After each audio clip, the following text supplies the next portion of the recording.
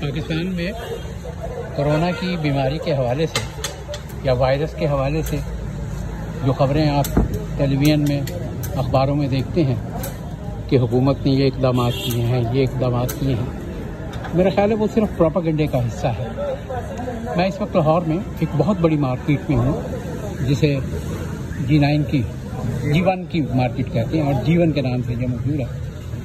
यहाँ अगर मैं एग्जेजरेशन ना करूँ तो 100-150 से ज़्यादा दुकानें हैं ये खाने पीने की। ये देखिए सड़क पे मुकम्मल ट्रैफिक चल रही है, किसी के मुंह के ऊपर कोई मास्क आपको नज़र नहीं आएगा, किसी ने कोई एहतियाती तदबीर नहीं की हुई।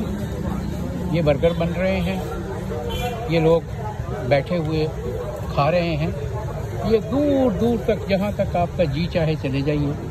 इसी तरह खाने की चीज़ें सरेआम खुली गर्द में पड़ी। मुझे नहीं मालूम कि हुकूमत का कौन सा महकमा है जो इसको देखेगा, इसके बारे में बात करेगा, लेकिन ये देखिए दूर तक जहाँ जहाँ निगाह जा रही है ये खाने की दुकानें हैं और लोग सरेआम बाहर बैठे हुए गर्द में, मिट्टी में ये चीज़ें खाए चले जा रहे हैं। मेरा ख्याल है हम वो कौम या वो उम्मत बन चुके हैं जो जब सर पे अज़ाब पड़ जाता है तो उसके बाद उसके बारे में सोचते हैं। ये अज़ाब जो रास्ते में है और जिसने अपने शिकंजे हमारे इर्द गिर्द कसने शुरू किए हुए हैं, हमें इसका इदराक नहीं।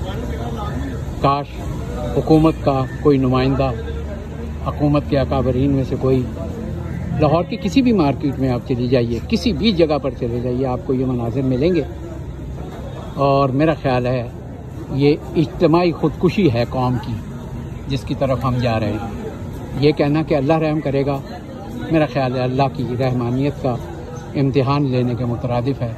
अल्लाह उस वक्त रहम करेगा जब हम खुद अपने आप पर रहम करेंगे।